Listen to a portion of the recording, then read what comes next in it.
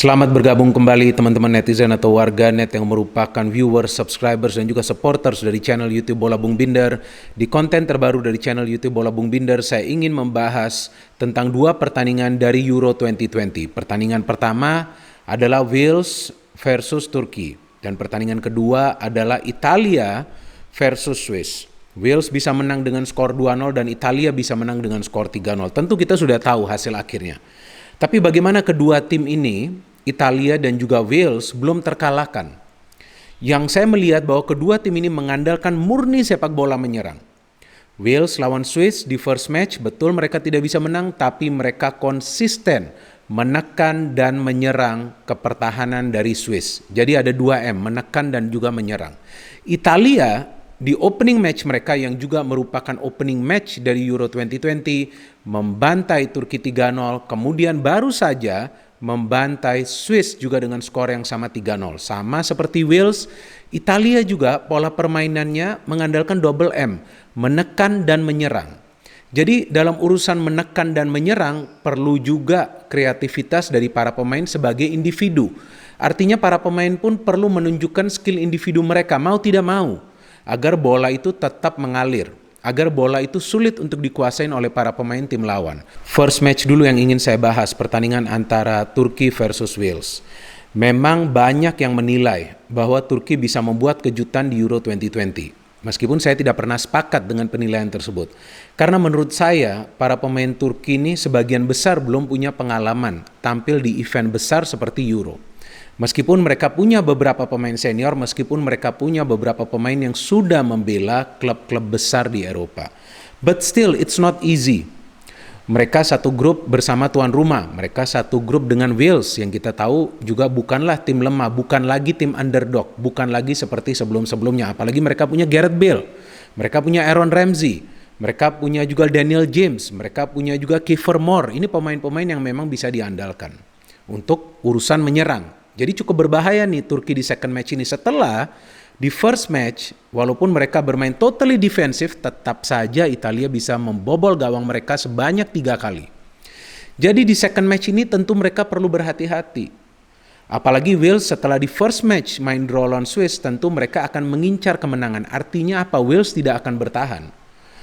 Tetapi di satu sisi kita juga perlu mengapresiasi para pemain Turki keluar menyerang. Betul, mereka bermain menyerang, mereka menciptakan beberapa peluang. Tapi apa gunanya peluang-peluang tersebut jika tidak ada finishing?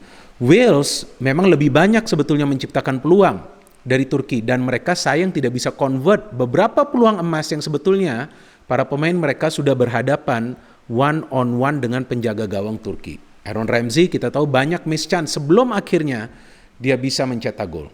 Jadi memang perlu kita perhatikan bahwa ini adalah pertandingan yang penting bagi kedua tim. Maka itu saya memperkirakan tadinya bahwa Turki akan bermain sedikit defensif mengandalkan counter, karena bisa saja itu mereka lakukan untuk mempersulit para pemain dari Wales pada saat memang mereka ingin keluar menyerang, karena mereka perlu 3 poin ini. Sebab setelah ini Wales akan lawan tuan rumah, tentu itu akan sangat sulit. Ternyata Ramsey bisa mencetak gol, umpan yang brilian dari Gareth Bale. Gareth Bale miss the penalty, sayang banget. And then Wales can score the second goal through Roberts. Ini juga salah satu pemain yang diandalkan ya oleh Wales, di mana kita tahu bahwa dia adalah salah satu pemain muda yang sekarang mulai tampil reguler di tim nasional Wales juga.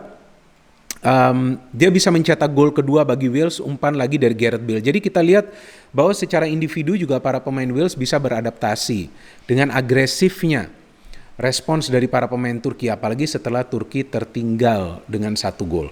Jadi memang di sini kuncinya adalah bagaimana Turki sebetulnya bisa membenahi lini pertahanan mereka setelah tadi yang saya katakan bahwa mereka kalah telak lawan Italia di first match dengan skor 3-0. Dan ketiga gol tersebut kan mereka kemasukan di babak kedua.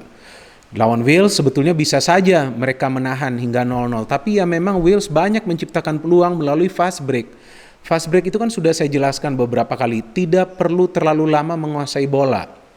2 or maximum 3 time passing sudah bisa melakukan penetrasi, membuka pertahanan tim lawan, dan berkali-kali Wales lakukan itu. Berkali-kali Bale dan juga James melakukan pergerakan yang berbahaya ke arah pertahanan dari Turki, dan itu bisa dimanfaatkan oleh para pemain Wales untuk menciptakan begitu banyak peluang, teman-teman.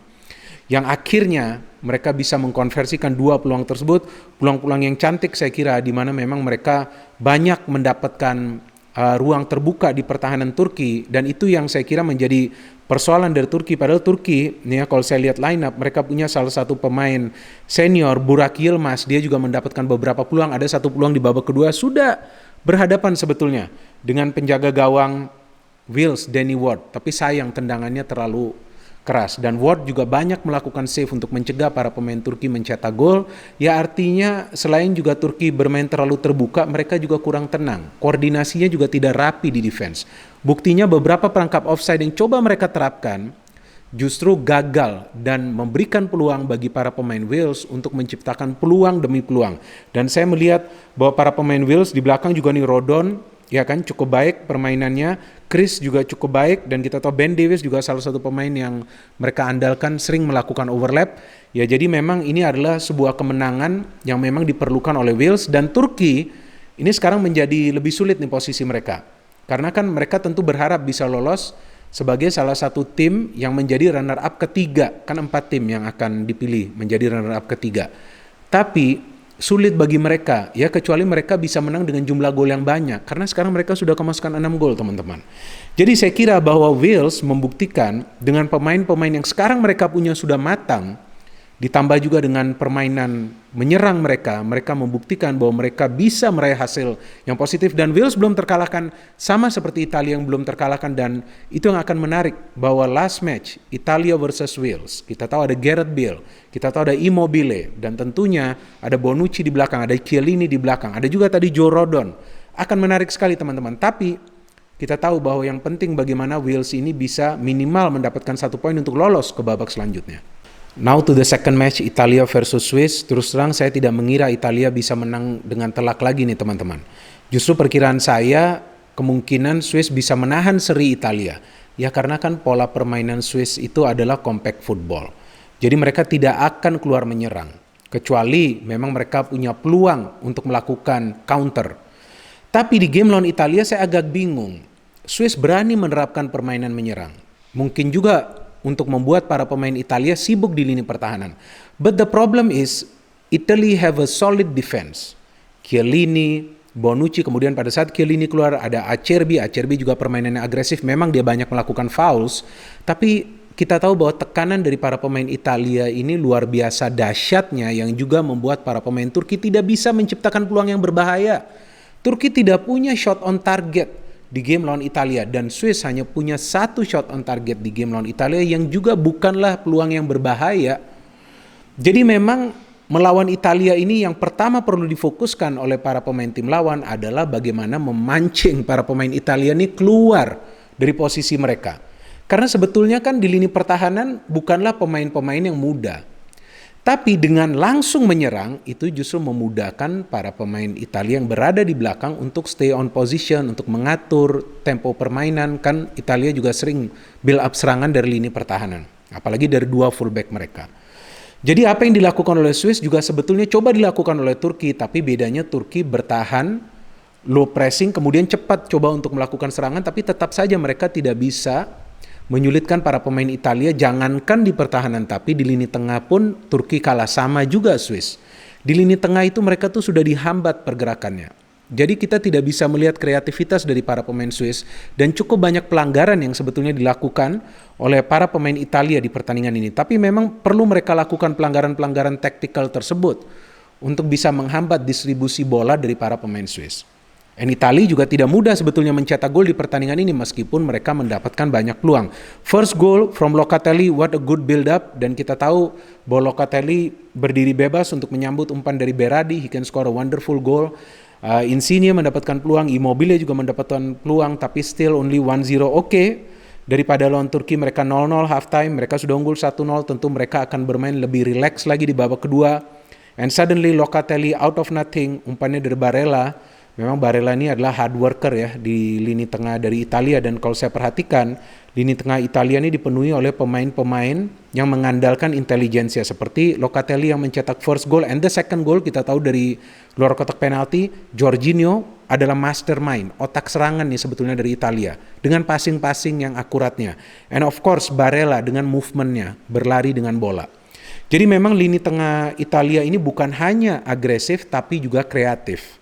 Dan di depan kita tahu ya Immobile dan juga Insigne ini double I ini bagus ya teamworknya, dan juga secara individu mereka bisa merepotkan para pemain Turki dan juga Swiss di lini pertahanan. So the third goal finally I was waiting. Saya tunggu nih Italia apa mungkin bisa mencetak gol lagi, dan ternyata mungkin. Jadi para pemain Italia ini pintar. Jika mereka tidak bisa penetrate pertahanan tim lawan, ya coba shooting dari luar kotak penalti. Shoot on side pada saat mendapatkan ruang untuk tembak. Dan Immobile bisa mencetak gol keduanya di Euro ini setelah di match pertama mencetak gol lawan Turki. Jadi ini adalah kemenangan yang penting bagi Italia karena sudah pasti mereka akan lolos ke babak selanjutnya.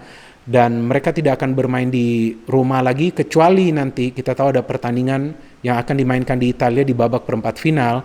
Jadi ya saya kira Italia juga cukup diuntungkan karena mereka bermain sebagai tuan rumah di event ini. Ya tentu mereka nanti akan coba juga untuk menerapkan game plan yang sesuai pada saat mereka bermain di luar kandang. Karena bermain di kandang sendiri, bermain di Stadion Olimpico Roma tentu memberikan nuansa yang berbeda bagi para pemain Italia. Apalagi kita tahu bahwa sudah cukup lama para pemain Italia tidak merasakan support dari para penonton mereka. Kan ada juga beberapa penonton yang hadir ya cukup banyak juga ya di Stadion Olimpico. Jadi itu memberikan semangat bagi para pemain Italia. Tapi saya kira ketika mereka bermain di luar kandang bukan berarti mereka menjadi tim yang lemah. Karena bisa dilihat dari babak kualifikasi Italia were unbeaten. Ya kan mereka tidak terkalahkan. Mereka mencetak puluhan gol. Saya kira 37 gol dari 10 pertandingan kualifikasi. Hanya kemasukan 4 gol. Ngeri gak tuh? So, mereka kreatif dalam melakukan serangan. Mereka bisa melakukan finishing. Tapi pertahanan itu yang paling penting. Pertahanan ini solid. Betul Italia tidak bermain bertahan. Tapi dengan bermain menyerang dan menekan, itu yang menyulitkan para pemain tim lawan untuk berkembang lawan Italia. Tapi the real test of Italia yang saya kira nantinya adalah lawan Wales. Betul, Italia cukup seri. Mereka akan menjadi juara grup. Tapi bukan berarti Wales akan bertahan. Wales punya nothing to lose. Mereka tentu akan keluar menyerang, coba untuk menyulitkan Italia. Dan itu akan merupakan pertandingan yang sangat menarik di grup ini. Kita tunggu saja pertandingan-pertandingan selanjutnya dari Euro 2020. Dan teman-teman silakan bisa memberikan komentar kalian di kolom komentar di bawah konten ini dengan counter analisa kalian. No hate, only football. Salam sepak bola.